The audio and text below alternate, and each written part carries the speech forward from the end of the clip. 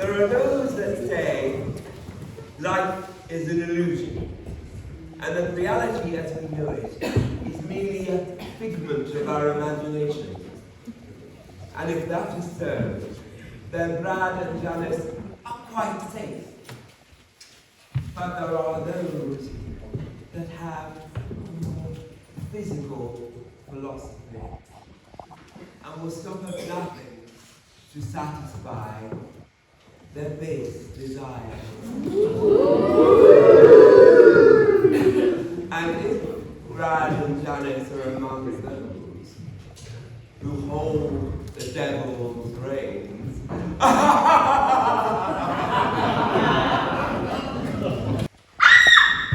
oh dear.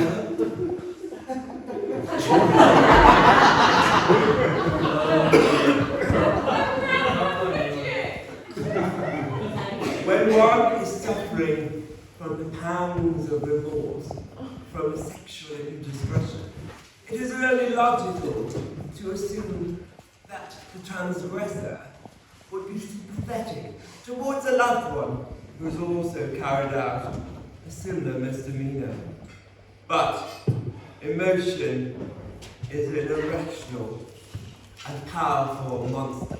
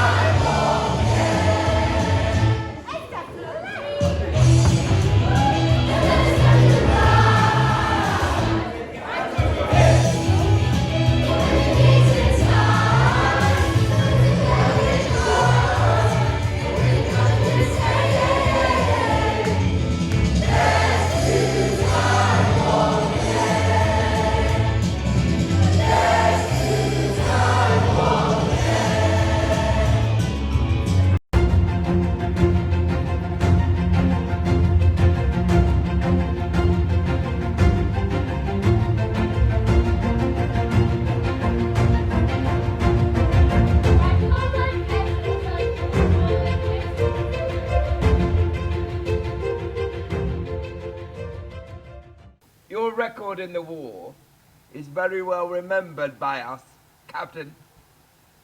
I'm glad to hear you say that, sir. Let's get to the point. If you don't mind, in our Navy, we hold you in very high regard, which explains why I am here. Having had no answer from our telegram, the High Command sent me in person. Very flattering, Admiral, but I've had no time to consider... I am here to present you with your commission. I'm deeply conscious of the honour, sir, but... Your orders are to report immediately to the naval base at Bremenhaven. Immediately? I'm afraid that will be impossible for you, Georg. Admiral, may I present my wife, the Baroness von Trapp? Madam? What I meant, sir, is that we're all performing at the Cotsburg Festival Friday night. See here, the Von Trapp family singers in the programme. Friday night. This is Wednesday. It is only a matter of a few days. It might be possible. Oh, bleeding hell, give me strength. You're late, Isabel Preston. I can't believe that I gave up dancing centre stage at the Theatre Royale for a living to do this on a minimum wage. Arms and up. Seconds. Tummies in. Was deeply passionate about his art.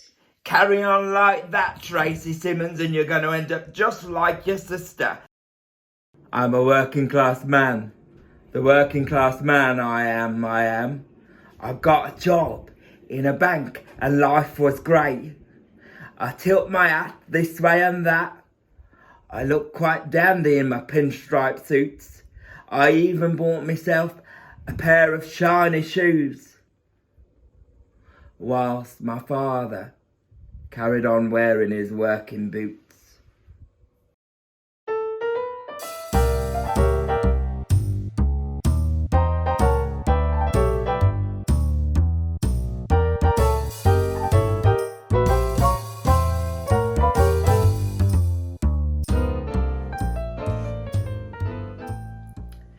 I'd just taken a tea up this morning when she said, "Graham, I think the world of you."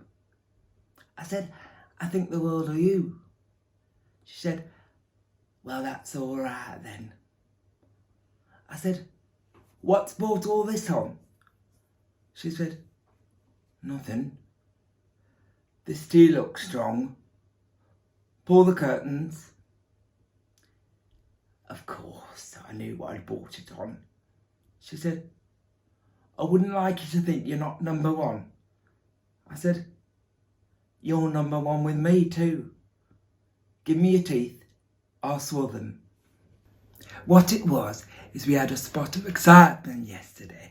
We ran into a bit of mother's past. I said to her, "I didn't know you had a past. I thought I were your past." She said, "You?" I said, "Well, we go back a long way." "How does he fit in vis-a-vis Dad?" She laughed. "Oh, it's pre-Dad," she said. "Pre-Dad," I said. "I'm surprised you can remember him. You can't even remember to turn your blanket off." She said, "That's different. His name's Turnbull." I said, "I know." He said. I parked her by the war memorial on her usual seat while I went and got some reading matter. And then I waited while she went to spend a penny in the disabled toilet. She's not actually disabled. Her memory's bad, but she says she prefers those toilets because you've got a bit more elbow room.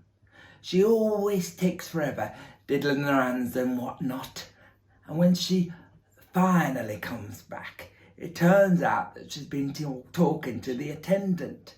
I said, "What about?" She said, "Hanging. She's in favour of stiffer penalties for minor offences." And I thought, well, we know different, our Graham and me. I wish you were there, love. You could have given her the statistics. Where are we going for our tea? The thing about Mam is, although she's never had a proper education, she's picked up enough from me to be able to hold her own in up-to-the-minute discussions about topical issues like the environment and the colour problem. And for a woman of her age and background, she has a very liberal slant. She'll look at my Guardian and she actually thinks for herself. Dr. Chowdhury said to me, "Full marks, Graham. The best way to avoid a broken hip is to have a flexible mind. Keep up the good work." They go mad round the war memorial. So when we cross over, I generally slip my arm through hers till we're safely across. Only once we're on the pavement, she postpones from letting go, because once upon a time we were stopped by one of those questionnaire women who reckons to take us for husband and wife. I mean, Mam's got white hair. She was doing this bit of a dodge and I said, "Mam, let go of my arm." And the next thing, I didn't really wrench it, but the next thing I knew, she was flat on the pavement. And I said, "Oh my God, Mother." People gathered round and I picked up her bag. And she sits up and says, "Oh, I've laddered both my stockings." I said, "Never mind your stockings. What about your pelvis?" She said, "It's these bifocals. They tell you not to look down. I was avoiding some sick." And then somebody says, "That's a familiar voice." This little fella bending over her, green trilby hat, shorty raincoat. "Hello," he says. "Remember me?" Well, she doesn't remember people. I know that for a fact, because she swore me down that she'd never met Joy Buckle, who teaches flowers and felt and fabric at my day centre. I said, "You have met Joy. You knitted her a tea cosy." That's all she can knit. Tea cosies and bed socks, both outmoded articles. I said to her, "Branch out. If you can knit tea cosies, you can knit skiing hats." She said, Well, I will. Mind you, I still have to stand over her, otherwise she still leaves a hole for the spout. Anyway, I said, you do remember Joy because you said she had shocking eyebrows. She said, oh, but you didn't tell her that. I said, of course not. She said, well, I don't remember, and that's the way she is. She doesn't remember. So here's this little fella saying, do you remember me? And I said, no, she won't. Come on, mother, let's get you up. Only she says, remember you? Of course, it's Frank Turnbull. It must be 50 years. He says, 52, Farley, 1934. She says, Seacrest. He says, no Sandra in the bedrooms, and they both cracked out laughing.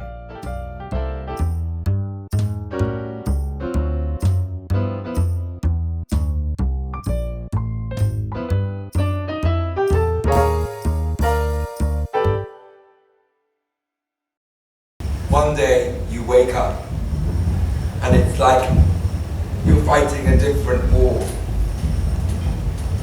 It's like every day is drill on the rain-slick barrack square and you're parading in front of the brass and every head is turned and every boot comes down and everything is in its place. Except your heart. Did she ask about my cock? What? Did she ask about my cock? No. Are you sure? Yes, I'm pretty sure that's something I would remember. Oh, you should have told her then. Told her what? Told her that my cock works. Are you messing? No, I'm serious. How much of that weed did you have? I'm not high, Chris. Right, you're off your fucking tits. I'm not. You should have just told her that my cock works. Is that too much to ask? Well, I'm very sorry about that, Ryan, but there wasn't much of an opening in the conversation to talk about that kind of thing. I mean, there's a time and a place. People respect someone who's actually fought in the war. They see the uniform and it commands respect. Now look, I've been very patient with you, but Did you force yourself onto Sylvie? Is that why she left? I have never forced myself onto anyone. No, you just took what you thought was yours. I do not have to justify myself to you or to anyone else. I am the head of this household. They are my people, my servants. Besides, woman, you saw the way she looked at me, always smiling at me, flirting with me. What else was I meant to do other than to react? I'm only human. I'm a man who has needs. Besides, that's what the maids are for. People need to remain in their place. Order must be upheld. There must be order. With men like me leading the way, I have a title and power. I was the best man for the job. I did it because it was right. He was a loose cannon. He was different. I could not control him. I am a good soldier, like my father was, and his father before him. I do not deserve this. I can hear you huffing and puffing all the way up here. Well, it's heavy. What even is it? It's an essential component of a death machine, and you are a very useful mammal. Thank you. There's council coming up, by the way. Oh, excellent. Do you want me to tell them to bugger off, or do you want the pleasure? No, I will, after a fashion. It is all up with me, and I cannot be helped. Oh, it's about yourself. Who else? It's no use lying to oneself. I am the most wretched of all my patients, Mrs. Helmer. And lately, I I've been taking stock of my internal economy. Bankrupt.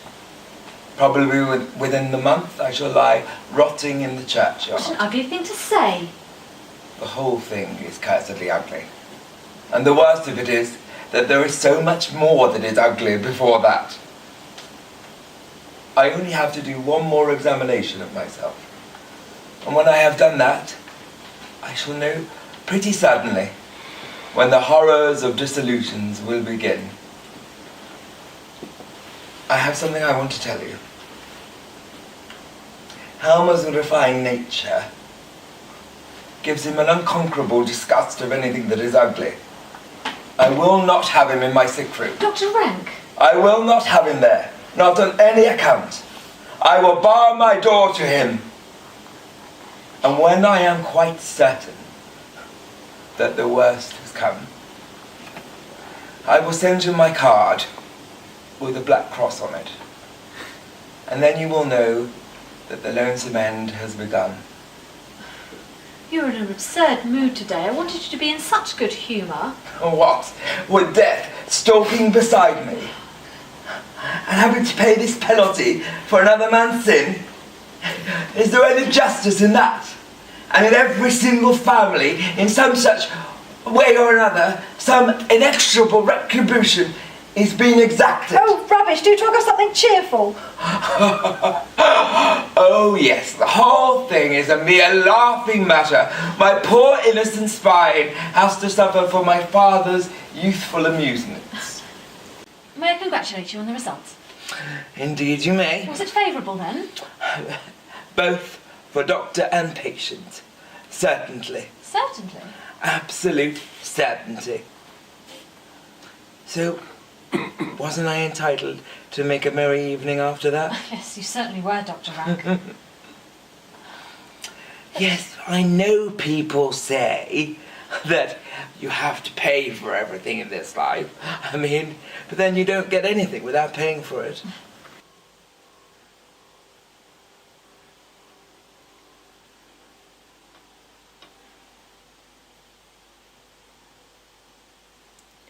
I know that you love me, Pat.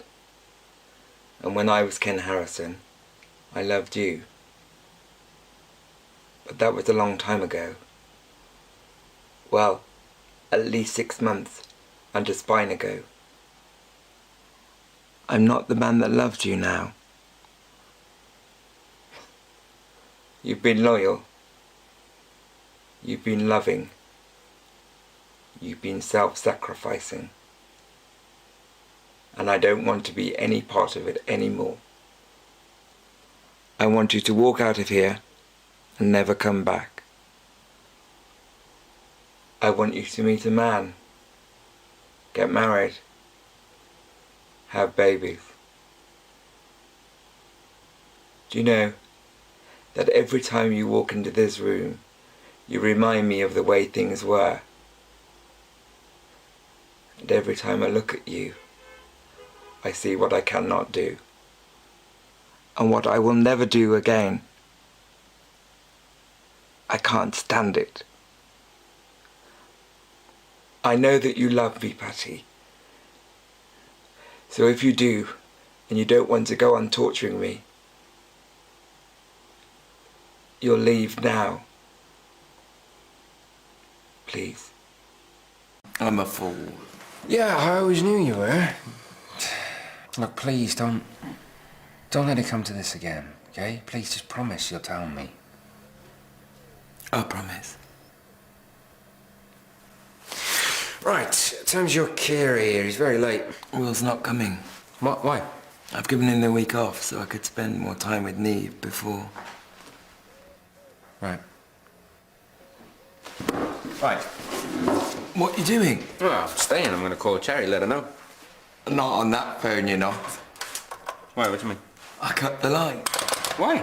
So, I couldn't back out if I was alone and scared. You're not alone. I know. Come on, let's get this party started. Oh, I'm not sure. Come on, Smiles.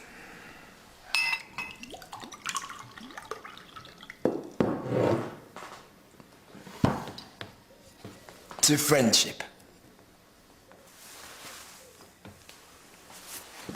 Friendship. You're gonna get me into trouble, aren't you? I do hope so. Thinking about it. Thinking about what it's like to become a woman. With all that strength. And physical and like mental. And all that confidence and pride. And when I think about becoming a woman, I think about having a family. Something I've always wanted my whole life. And it means to me becoming that woman that I've always dreamed of being. And then one day sort of realizing that it's kind of an idea that you're sort of, well, coming into yourself. And it's totally new. I know it sounds silly, but it's really lovely to think about. And the days, and they're most days now, thankfully, that I do feel confident. The day that I do feel strong, capable, and fearless. I guess before, I didn't really think much about the future. But now, the future is really exciting. I want to die. What? Danny, no. Wait, no, come on. This is just a low. It's more than that. Why? You spotted the tumour in the pub on that Friday night, remember? 4 years after Keris died. 4 years of putting mine and Neve's life back together piece by piece. And then on the Monday morning, my whole world was blown apart all over again. If you hadn't spotted it, I'd be dead now. I wouldn't be in so much pain. I wouldn't be in this chair. I wouldn't be here. That's why. So you're a coward. Neve was 10. She's 16 now. You've had all this time together. Look at me. I'm a prisoner. Neve is my jailer. It's her birthday. Every year, for the rest of her life, this is all she'll remember. This is so selfish. It's not selfish. Of course it's selfish. I would have done it years ago if I didn't think there was a risk of her being put into care. But there isn't now. She's an adult. She will inherit the house. Today is the day I will set us both free. Danny, I can't let you die. I'm a doctor. I just can't. I'm glad that you came today, my mate. But you have to let me go. Please, please, please. I can't. I've stolen her childhood. But deep down inside, part of her knows that I love her more than anything else in the world. And that I'd do anything for her. Anything. I don't know what to do. I don't know what to do. There's nothing you can do.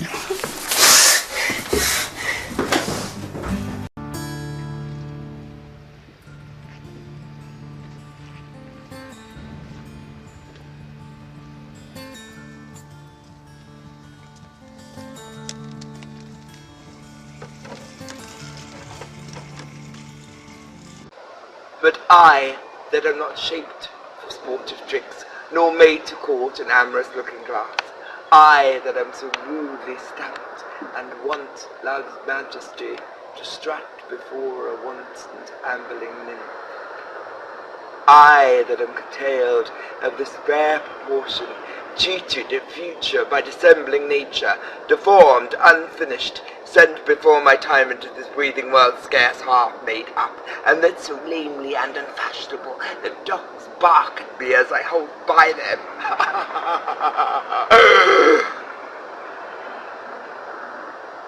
Why I, in this weak, piping time of peace, have no delight to pass away the time, unless to descant on mine own deformity.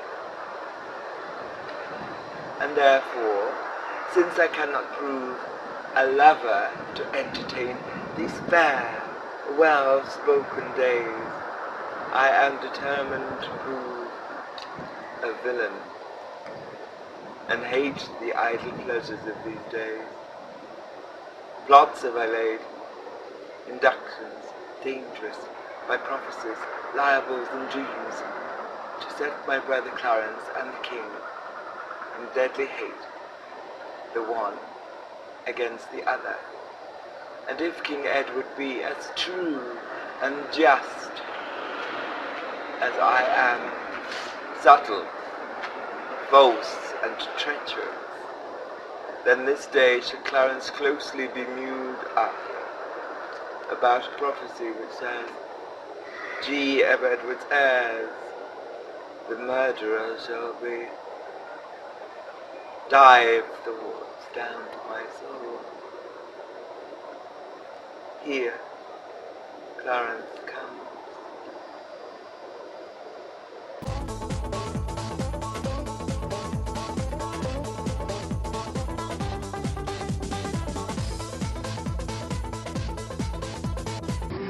I'm so sorry to have to tell you this, but you have no idea what it's like to have to rely on someone every day of your life to get you up, get you dressed, and get you out.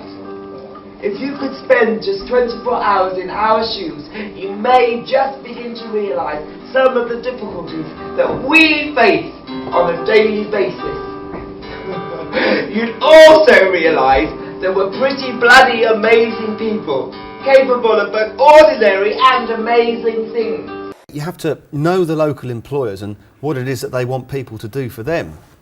I have to dig around, I mean? Yeah, very much. Find out who the employers are locally and what they want from their people.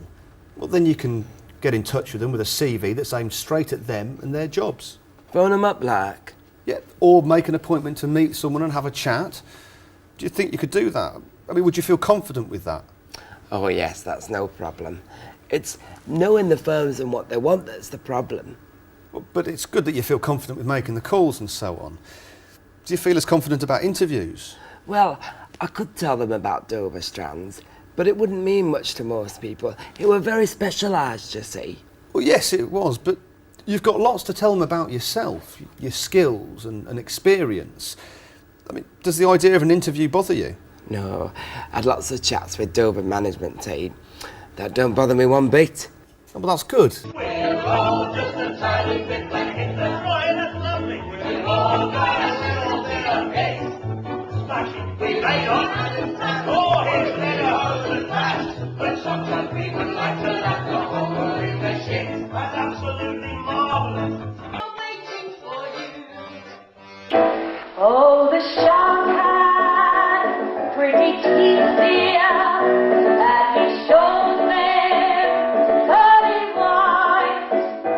Just a jackknife had Frankie's here, and he keeps it out of sight. None of us is safe anymore. Mum, that's not true. Those wolves are getting bolder. Yes, but that's only the wild wolves in the forest, Father. There's lots of wolves living quite happily with humans. Perhaps, but tomorrow night is the night of the full moon, when the wild wolves gather deep in the forest for a wolf fest. Dad, that's an old wives' tale. Look at you. You're pathetic. A complete mess. No life of your own. Hanging round my neck like a dead weight. No friends. screaming like a spoilt little kid whenever I go out for a minute. You can't even shit on your own. Speak up.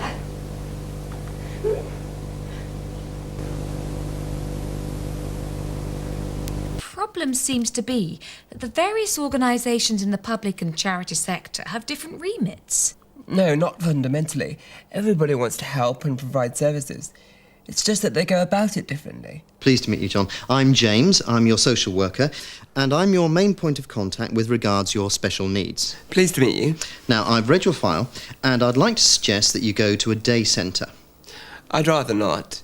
They tend to be full of people I have very little in common with. Well, if nothing else, it'll give your partner a chance to have some time off. I think my partner rather likes having me around. I see. Anything else? My bathroom. Ah, yes. I understand that you are unable to stand independently and need help getting into and out of the bath. Yes, a few bars ought to do the trick. I should be so lucky, lucky, lucky. I should be so lucky, lucky. I should be so lucky, lucky, lucky, lucky.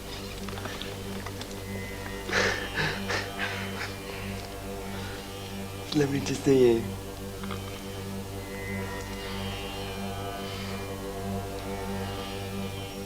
Cheers. What's up?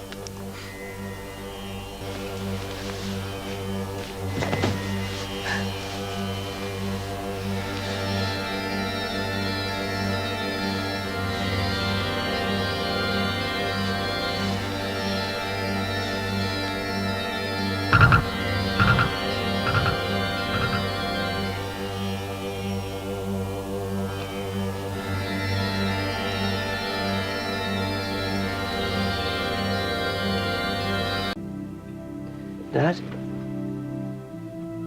That guy today? The black guy? Who is he? What was he doing here? Why? He was one of them. One of the gang responsible for this. He did this to me, Dad. My father's waiting for you in the garden. Hit him hard. Make him suffer. Do it again. Hurt him. Make him say, "What the?" I just wanted to hear him say, "No more." Just like I did.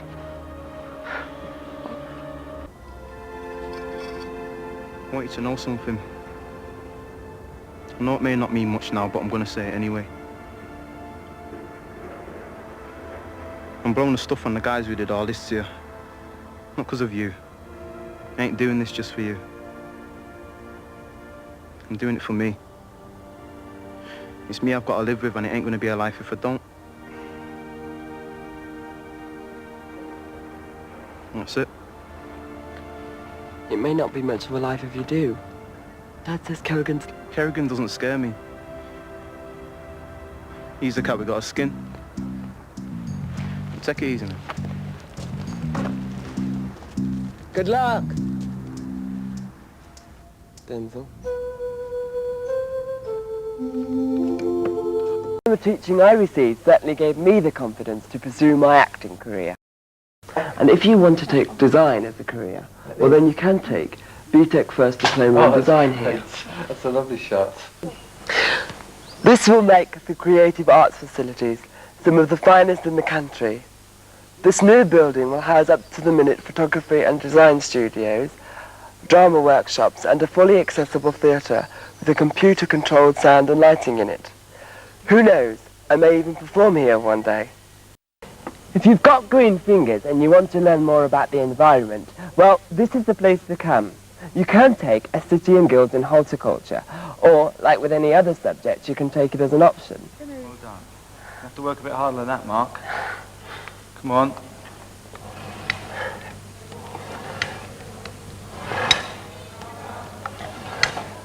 That's enough for me. I'm off for a sauna. I learnt to drive here at college. Students can become confident here in the college grounds before venturing out into the public highways. Sometimes even, lessons take place on the wheelchair racetracks. That's when there aren't any wheelchair users on it, of course. Since leaving college, I've become a professional actor and worked with several theatre companies all over the country. Early this year, I launched myself into mainstream television. We all made a great living coming here, and we hope you do too. It's the 10 stop.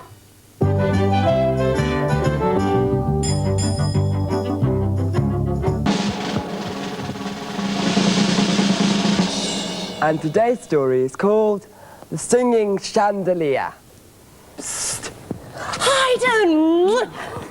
Fancy a cup of tea, Hilda? Love one. Haydn's my hubby. He works the lights. He's ever so clever. Oh, don't be soppy, Hilda. Look at all those buttons. How does he ever know which one to press? How do you manage to sing so beautifully? Oh, don't be daft.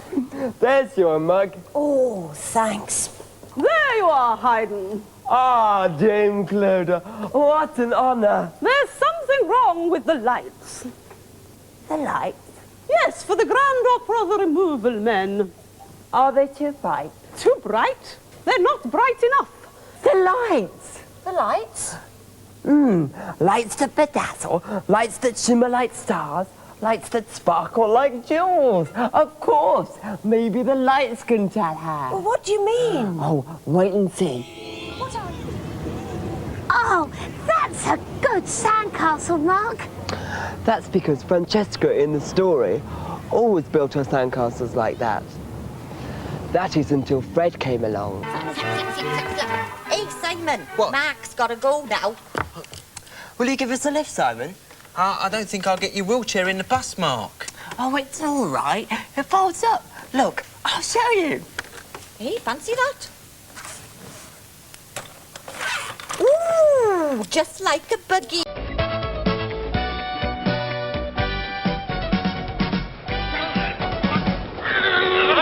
What you want?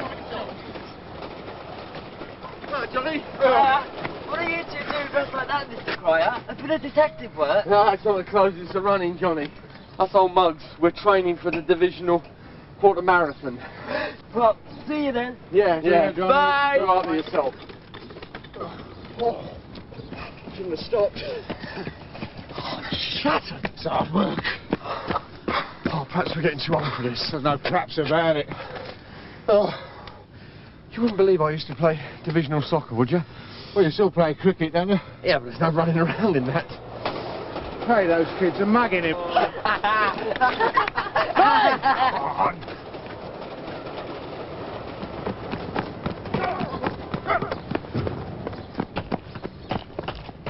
You all right, Johnny? Of course I'm not. Don't be up, you silly twat. Fair enough. I'd rather get on with the job myself than tell other people what to do, especially people like Dave Quinn. Hello, Johnny. You all right now? I'm all right. You want to keep your eye on Sergeant Cryer. He'll end up in one of these if he's not careful. Wants to take care of himself. A man of his age. Bye. Bye. Bye.